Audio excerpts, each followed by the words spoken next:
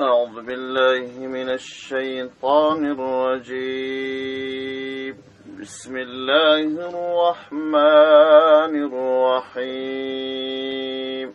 إن الله لا يستحي أن يضرب مثلا ما بعوضة فما فوقها فأما الذين آمنوا فيعلمون أنه الحق من ربهم وأما الذين كفروا فيقولون ماذا أراد الله بهذا مثلا يضل به كثيرا ويهدي به كثيرا وما يضل به إلا الفاسقين.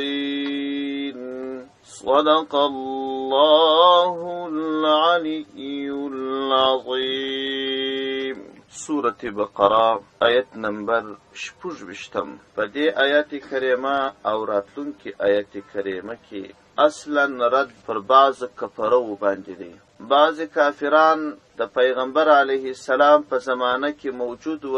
د دې اولین اعتراض پر قرآن عظیم شان باندې دا و چې دا قرآن دا د الله کلام نه دی. رب عز وجل و دې ته اعلان وکړ او ورته ویې فرمایل چې تاسې دا قرآن د الله کتاب نه بولئ، نو ونیسئ تاسې او ستاسو په مثل باندې چې په دنیا کې څه کافران ستا لیکوالانو شاعران لري او دغه باطل خدایان لري، دا ټول سره جمع سي د قرآن عظیم شان د یو سورت په څیر یو سورت راوړي. که دا د الله کلام نه وي، دا د پیغمبر علیه السلام کلام وي، نو تاسې هم انسانان یاست، ونیسئ سره جمع سي دغسې یو سورت جوړ کړي. بشپړ قرآن نه، فقط یو سورت دی چې دا اعلان واورېدی ټوله سره راجمع سول چې هر څه یې سره وکړل، تر پایه په دې ونه توانېدل چې یو سورت جوړ.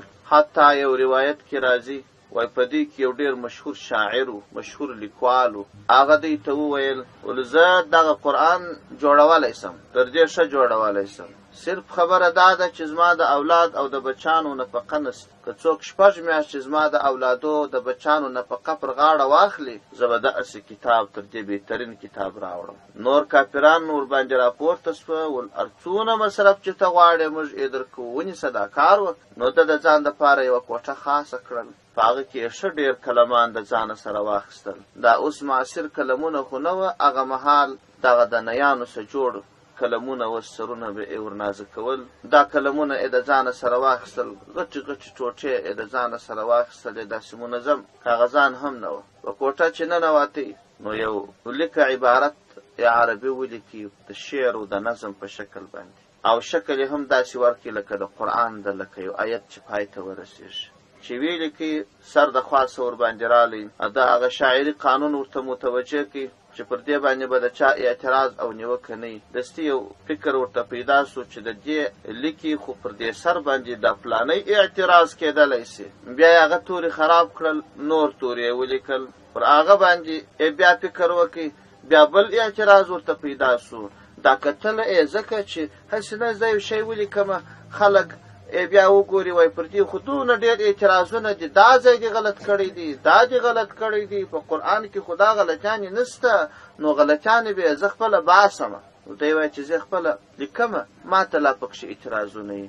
نو کوم کسان چې دقیق ګوري او دا ثابتوي چې دا هم هغسې کتاب دی لکه قرآن، او غټ غټ لیکوالانو شاعران وي، هغه ته به څنګه دا شی نه پیدا کړي. لنډه یې دا چې ده به دا هره لیکه ولیکل، سر ته به ولاړې، بیا به یو اعتراض ورته پیدا سو، بله لیکه به یې ولیکل، بیا چې به تحقیق پکښې وکړي بل اعتراض، یو نه څو اعتراضه به ورته پیدا سو. آخر یې ښه ډېر وخت تېر کړي چې د هر شی ولیکي، بس یوه خبره پکښې پیدا سي. تر ډېر وخت وروسته یې ښه ډېرې ټوټې او کلمونه د باندې راوایستل، ول دا کار زه نسمه کولی، نه کېږي. نو ټول کافران چې عاجزه سوه چې د قرآن په څېر موږ یو صورت هم نسو جوړولی، نو بیا یې یو بله خبره راواخیستل، او دا یې ویل چې د دې قرآن په اړه موږ ته دا شک دی چې دا د الله کتاب نه دی، ځکه په دې کتاب کې ځینې ځایونه په داسې کوچنیو شیانو باندې مثال ورکول سوی وي، لکه مچ جولاګک یا یو کوچنی حیوان، نو دومره کوچني مثالونه یا د دومره کوچني حیوانانو مثالونه د لوی رب جل وعلا د شان سره نشي. لوی رب جل وعلا هغه په داسې کوچني شیانو باندې مثالونه نه وایي. دا د دې علامه ده چې دا قرآن د الله کتاب نه دی. په سورة حج کې 18 سپاره کې یو آیت دی، دا به دې رامخته کړي تر 80 نمبر آیت.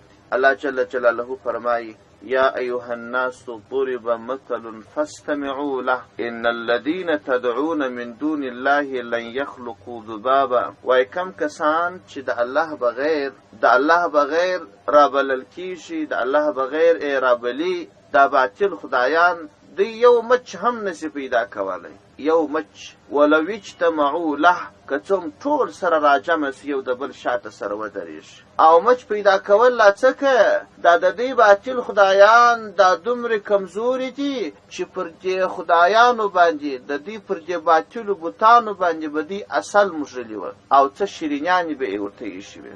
یو مچ به رالی دا خوږه او دا شیریني به یې ځینې تښتول. دیبت دغه طاقت لا نه درلودی چې دا مچ د ځانه وشړي او دا خوږه راوګرځي. رب عز وجل هغه یادونه کوي: وان یسلبهم الذباب شیئا، که د دې څخه مچ یو شی تښتي، لا یستنقذوه منه، دغه شی دا مچ څه نسي خلاصولی. دومره کمزوري بوتانې دي. د مچ جواب لا نه لري، مچ خو پیدا کولی نسي، جواب یې نه لري. هلته الله عز وجل دا خبره فرمایلې وه: ضعف الطالب والمطلوب. څوک چې غوښتونکي دي او څوک چې غوښتل کېږي دا دواړه ډېر ضعیفان دي. دا آیات به یې رامخکې کړي چې د الله لوی شان او په مچ مثال، په دې مچ باندې مثال خو چې په دوی ویل سوی و او دوی اعتراض کاوه په دوو شیانو، په دوو وجو باندې. یوه وجه دا وه چې دوی ته رښتیا پکښې ویل سوي وه، دا خبره ورته واضح سوې وه چې دا ستا څنګه خدای دی چې یو مچ نسي پیدا کولی، دا څنګه ستا خدای دی چې د مچ څخه یو دور نقې شیریني نسي راګرځولی. دوی پکښې خوږ وه، جواب یې نه درلودی. او بل نو دا چې باطل سړی خو ایس یو ځان ته یو لاره پیدا کوي چې یو اعتراض وکړي. او بل په سورة عنکبوت کې 20 سپاره کې یو بل مثال الله جل جلاله فرمایلی و: مثل الذین اتخذوا من دون الله اولیاء کمثل العنکبوت. وای هغه کسان چې د الله بغیر نور څوک په خدایي نیسي، دغه مثال د جولا دی، جولاګک. جولا چې په دې خونو کې کوچني تارونه دا جوړ کی او یو قفس یې جوړ کړی، یو تلکه یې درولې د دې حیوانانو د نیولو دپاره ښکار باندې، یو جال یې غوړولی. دا په دنیا کې چې خلک اوسېږي د الله بغیر نور خدایان په خدایي نیولي، د دې مثال هم داسې دی. او بیا الله عز وجل هلته فرمایلی دی: ان اوهن البیوت لبیت العنکبوت. تر ټولو کمزوره ترینه کور د جولا دی. د دې خلکو کورونه دا په دنیا کې چې غټې ماڼۍ درولي دي او د الله بغیر نور څوک په خدایي مني، دا هم داسې دی. نسبت اخرت ته، نسبت قبر ته د دې ژوند دغسې ستړی او دغسې کمزوری. بل به دا مثال را پیش کړي، وایي تاسې وګورئ که دا د الله کلام وي، دومره لوی رب او دومره لوی خدای هغه په جولا او په دا ځاله مثال وایي، هغه په مچ مثال وایي. الله جل جلاله د دې د دغه اعتراض او د دغه نیوکې د رد دپاره دا 2 آیاتونه نازل کړل. په دې 2 آیاتو کې د دې جواب یې دا وکړي په 2 لارو باندې، په 2 طریقو باندې. رب عز وجل وفرمایل: ان الله لا يستحي ان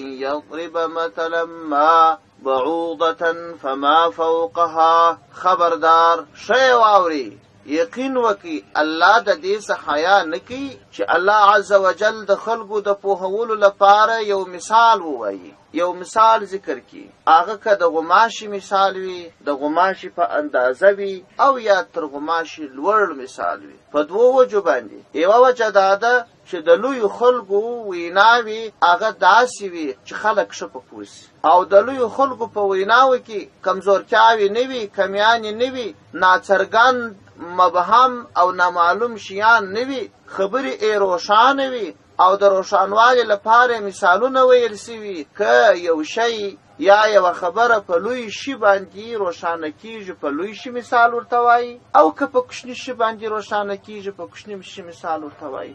مقصد د خبرې روښانه کول دي، مقصد دا نه دی چې مثال په لوی شي وویل سو که په کوچني شي باندې وویل سو. مقصد پوهول دي. دا په دې معنا نه ده چې د لویو خلکو مثالونه به په لویو شیانو وي، د کوچنیو خلکو مثالونه به په کوچنیو مثالو په کوچنیو شیانو باندې وي. خبره د موضوع د روښانه کولو ده. چا چې موضوع ښه روښانه کړل، که یې مثال په لوی شي ووایه، که یې مثال په کوچني شي باندې ووایه، په دواړو حالاتو کې موضوع روښانه سوه. روښانه موضوع د لویو واکمنانو او د لوی ذات ویناوي. یو دا دلیل دی، دا وجه ده. دوهمه خبره دا ده چې لوی ذات دا د لویو خلکو مثالونه په لویو شیانو وایي، د خسیسو او کمزورو شیانو یا د کمزورو خلکو مثالونه په کمزورو شیانو وایي. دلته چې دوه ځایه مثال ویل سوی دی، یو په مچ یو په جولا، دا په دې وجه باندې چې دا کافران کوچني خلک دي، سپک خلک دي، ذلیل خلک دي. د ذلیلو سپکو کوچنیو خلکو لپاره الله په داسې ذلیل شي مثال وایي، او د سترو انسانانو لپاره بیا مثال په سترو شیانو وایي. دا مثال چې دلته په کوچنیو شي باندې ویل سوی دی، په دې کې د مثال ویونکي کمی نه معلومیږي، په دې کې د ممثل کمی معلومیږي. ممثل دغسې ذلیل خسیس شی دی. ممثل څوک دي په دواړو ځایو کې؟ په دواړو ځایو کې بت پرستان دي، مشرکان دي. ځکه الله جل جلاله فرمایي ان الله یقینا الله چې دی لا یستحیی حیا نه کوي. حیا څه ته وایي؟ وایي حیا دې ته ویل کېږي چې په یو انسان کې انکسار او تغییر د یو کار د کولو یا نه کولو په وجه راسي. انکسار او تغییر دا د یو کار د کولو په وجه باندې چې د یو کار کړی دی او دغه کار په وجه باندې د ملامتیا څخه بیریږي، نو یو ډول په څېره او په رنګ او په خبرو کې تغییر راسي، انکسار راسي. یا یو کار چې باید د کړی وای هغه د نه یې کړی، د ملامتیا څخه بیریږي، نو ځکه په دې کې یو ډول تغییر راسي. د مثال په ډول باندې یو مؤمن مسلمان دی، د جماعت د لمانځه وخت دی یا سهار د لمانځه وخت دی، بل مؤمن مسلمان ور باندې راسي، دی پروت بیدی، هغه ورته وایي ولې د سهار جماعت نه دی ولاړ، د سهار د لمانځه وخت نه دی، د لمونځ نه دی کړی، د دې کار د نه کولو په وجه باندې راپورته سي په رنګ کې یو ډول تغییر پیدا سي. ځکه ته وګورې وشرمېږي چې ورشته هم باید ما لمونځ کړی وای، زه ولې بېده سوی یم، ما ولې کمزوري کړې ده.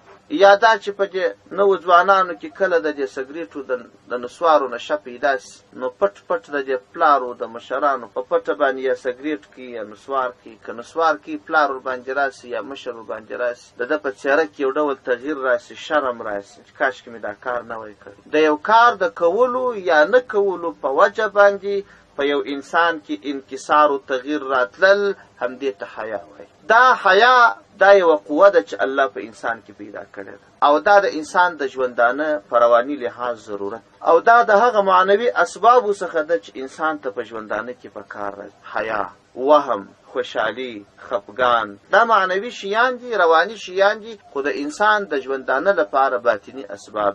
رب عز وجل اسبابو ته اړتیا نه لري. په الله جل جلاله کې د شرم ماده، د حیا ماده، الله دې ته محتاج نه دی. انسان خو ضرورت لري چې د حیا ماده الله په انسان کې پیدا کړې ده.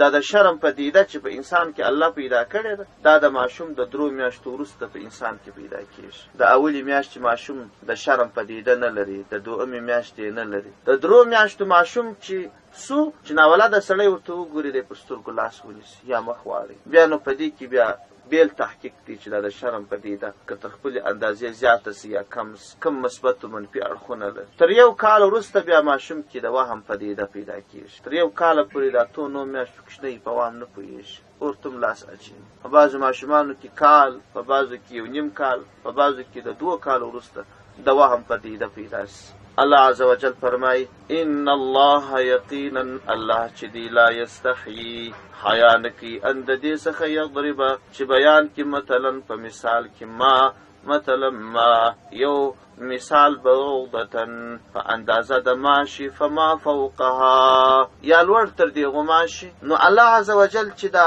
مثال بیان کړی دی دوی وجه خو هغه وی چې مخکې مو بیان کړل، بل څه هدف او مطلب پکښې دی. رب عزوجل فرمایي چې په دې کې د الله یو مقصد دی، هغه امتحان دی، ازمایش دی چې څوک د الله پر دې مثالونو باندې باور او اعتماد لري او څوک یې نه لري. کم کسان چې ایمان والا دي، صالح عمل والا دي، هغوی چې د الله دا آیاتونه دا مثالونه واوري نو بس یو دم الله ته تسلیم او دا وایي چې دا حق وینا ده، دا زموږ د رب د لوري کلام دی، زموږ د رب د لوري کلام وینا ټکي په ټکي پر سر سترګو زموږ قبول دی. او کم کسان چې هغوی بد عمله دي، کافران دي، فاسقان دي، هغوی دا وایي او وایي دا بیا څه معنا، د الله کلام دی، د الله قرآن دی، په دې کې اوس د مچ خبرې دي، په دې کې اوس د سپیو د خنزیر خبرې دي، په دې کې د جولا خبرې دي، دا کوچني کوچني شیان، دا دونه لوی کتاب، د دونه لوی رب کلام، په دې کې دا شیان دي. دا د دې علامه ده چې دا د الله کلام نه دی. اعاذنا الله. الله عزوجل فرمایي وای رب چې دا کوچني کوچني شیان بیان کړي دي دوی وجه هغه وي او رب پر دې قادر هم و چې خلک په لوی شیانو پوه کړي وای.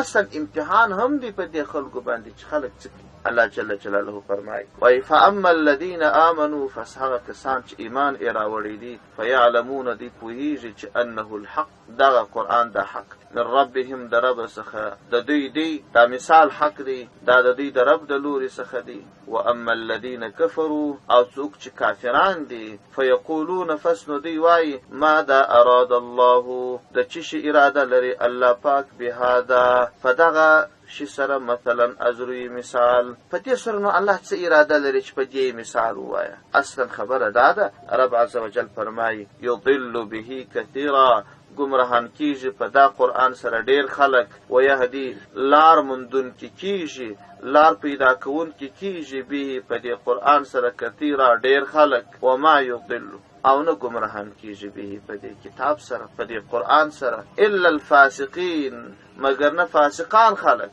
فاسقین جمع د فاسق ده. فاسق یو کامل فاسق دی، یو ناقص فاسق دی. کامل فاسق کافر دی، یو څوک چې الله ته عقیده نه لري، یو څوک چې د اسلام په دایره کې داخل نوي، هغه ته فاسق کامل ویل کیږي. او ناقص فاسق چاته ویل کیږي؟ فقهای کرام فرمایي وای یو څوک چې صغیره ګناه علی الدوام کوي یا کبیره ګناه کوي کله کله، دې کس ته فاسق ویل کیږي. او که چیرې کبیره ګناهونه کول د جرأت او علانیت په طریقه باندې او دا د ځان د پاره عیب نه ګاڼي، ګناه کول ګناه د ځان د پاره فخر بلل، ګناه د ځان د پاره ښکلا بلل، او یا د خپل ګناه بیخي دفاع کول یا د چا پروا نه درلودل، دې ته بیا فاجر وایي، فاسق او فاجر. نو رب عزوجل فرمایي وای په دې قرآن باندې فاسقان خلق دا گمراهان کیږي.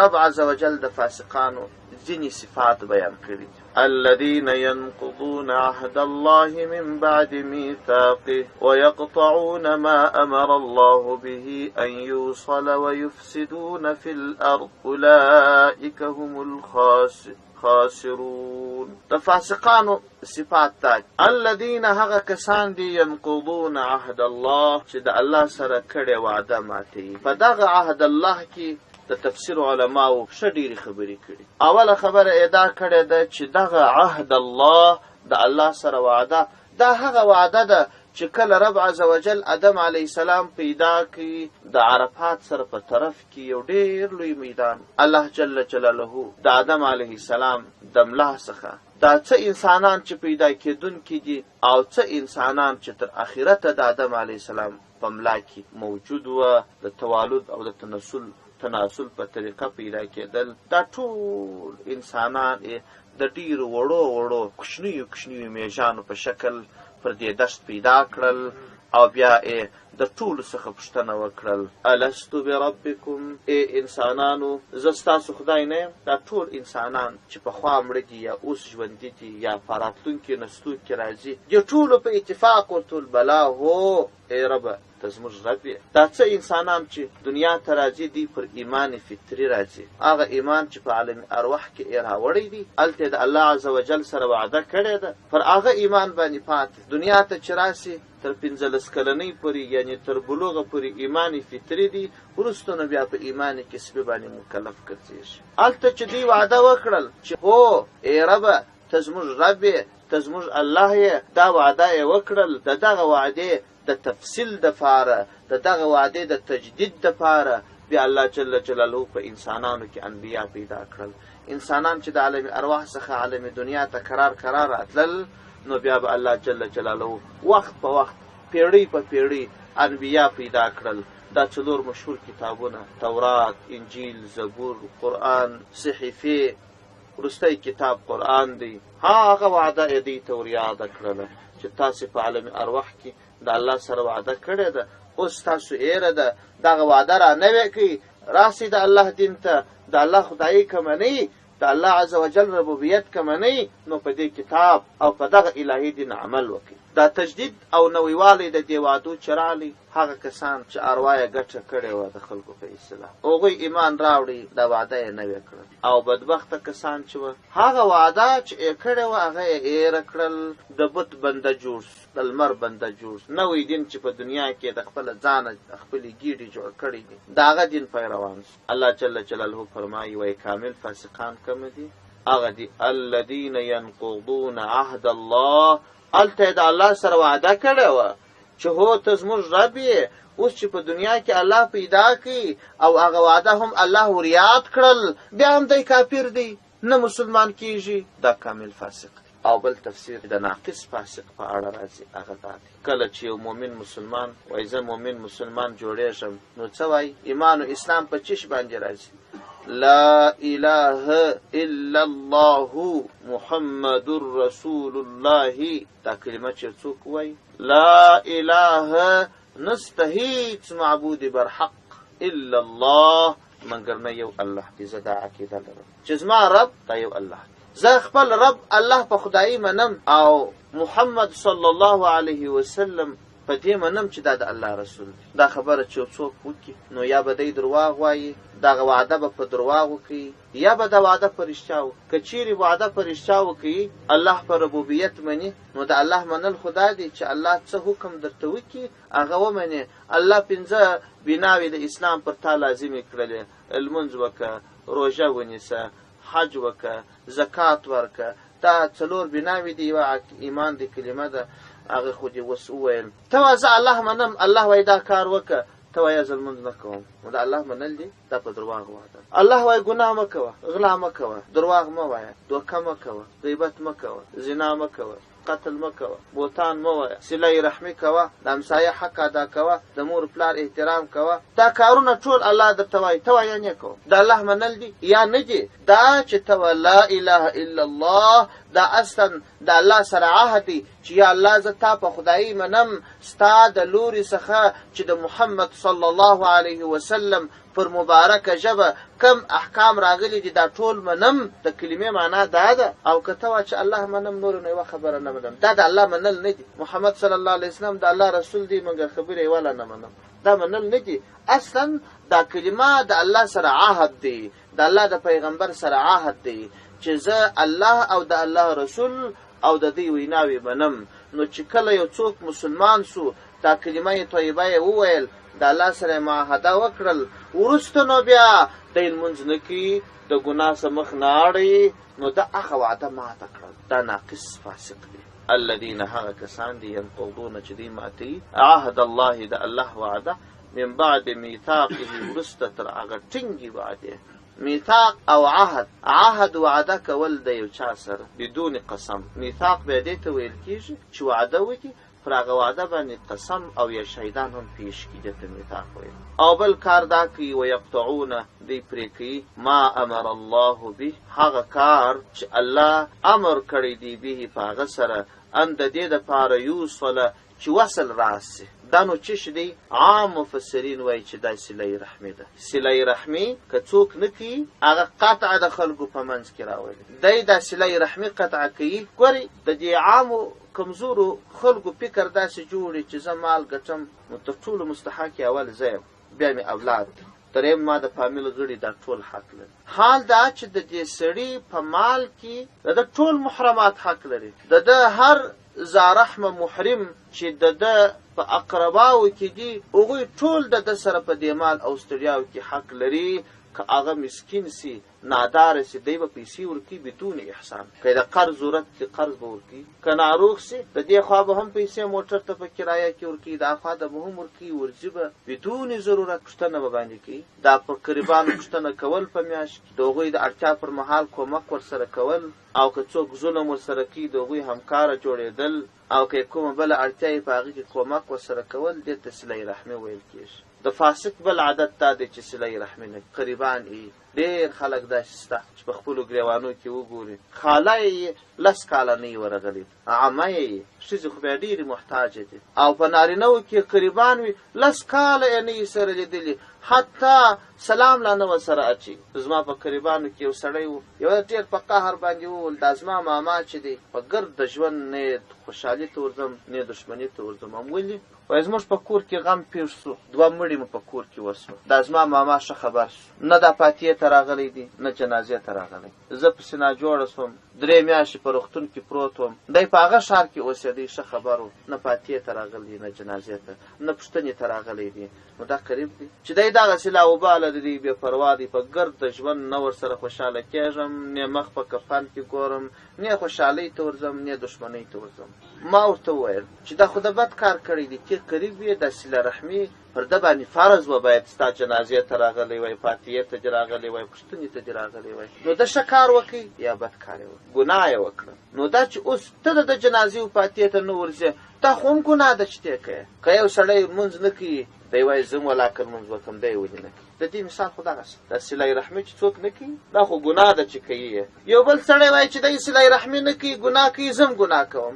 پلانکي سړي درواغ وویل زه هم وایم، پلانکي غلا وکړه زه هم کوم. دا خو داسې مثال دی. ستا په قریبانو کې که عیب وي، ستا قریبان که صله رحمي کوي که نه کوي، ستا دپاره دا جایزه نه ده چې زه د مخ په کفن کې لوناکه وګورم. ورځې به پوښتنه به باندې کوې، که دی پوښتنه کوي که نه کوي، که دی ښه سړی که بد سړی، که په ده کې عیب وي که نه عیب وي، قطع تعلق به نه کوي. یو هغه قطع تعلق وي چې هغه د الله دپاره وي، شریعت مکلف کړي چې دی قطع تعلق. یو ناروا انسان یې دا ستا په تعلق باندې دی په دې خپله ناروا کې ترقي کوي، د هغه سره قطع تعلق پکار. نو عام مفسرین وایي د دې څخه معنا دا ده ویقطعون ما امر الله، او دی قطعه د هغه کار کوي چې الله امر کړی دی به په هغه سره ان د دې یوصله چې وصل وکړي. الله د وصل حکم ورته کړی دی، دی قطعه کوي، د صله رحمي ده. بعضې علما فرمایي چې نه، یوازې دا شی نه دی مراد، بلکې ټول هغه احکام چې مسلمانان سره رانږدې کوي، د مسلمانانو ترقي پکښې راځي.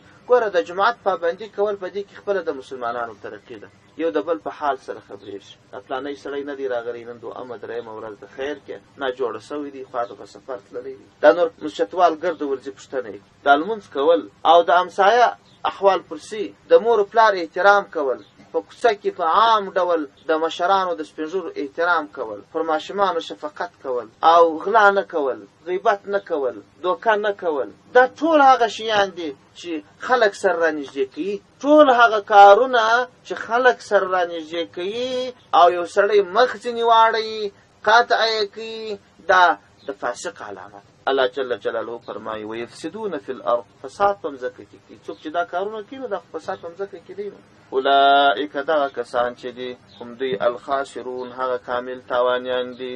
رب عز وجل فرمایي کیف تکفرون، تاسو څنګه کفر کوئ بالله پر الله باندې، وکنتم امواتا او تاسو مړه واست، فاحیاکم پس رب عز وجل ژوندي کړلاست، ثم یمیتکم بیا تاسو الله مړه کړلاست، ثم یحییکم بیا الله عز وجل ژوندي کړلاست، ثم ورسته الیه و دغه رب عز وجل ته ترجعون، تاسو رجوع کیږي. تاسو لږ غور او فکر وکړئ ای انسانانو، تاسو څنګه د خپل رب سره منکر کیږي؟ دا خپل ځان ته وګورئ. تاسو مړه واست، الله جل جلاله ژوندي کړلاست. څنګه تاسو مړه واست الله ژوندي کړلاست؟ د دې 2 تفسیر علماو کړي. یو تفسیر ادا کړی دی چې دا مځکه مړه ده، پر دې مځکه الله باران وکړي، کاریزونه بهان د سي، چینې بهان د سي، ډمونه ډک سي، په دې مځکه کې تخمونه راشنه سي، غنم راشنه سي، اوربوشي راشنه سي، میوې راشنه سي، درختې راشنه سي. د دې مړې مځکې څخه رب عز وجل غنم، انګور، انار، اوربوشي، کیلې، انځر، رقم پر رقم حبوبات و میوې پیدا کړي د دې مړې مځکې څخه. دا بیا ټول راسي د انسانانو وجود ته، انسانان یې وخوري.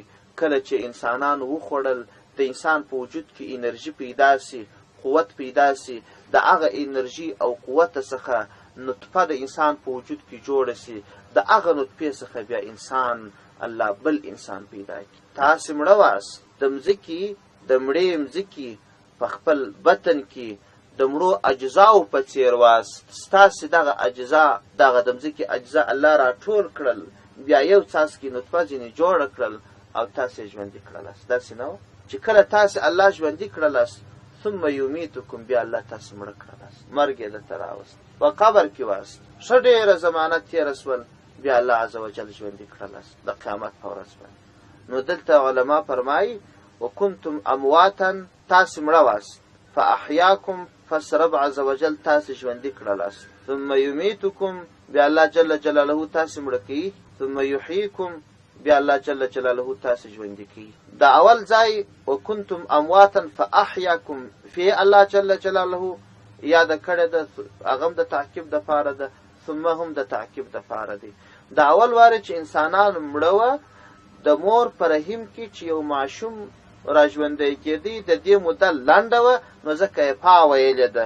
وروسته چې بیا دا ژوند اوږد و، ډېر وخت وروسته بیا مرګ رالی، او چې کله مړ سو ډېر وخت وروسته بیا قیامت رالی، هلته یې ثم ویلی، ثم الیه ترجعون، بیا الله جل جلاله ته ستاسو ټولو رجوع ده. او بل تفسیر ادا کړی دی چې د دې مرګ څخه کفر مراد، کافر لکه مړ داسې دی. تاسې ناخبر واست، الله جل جلاله ژوندي کړلاست.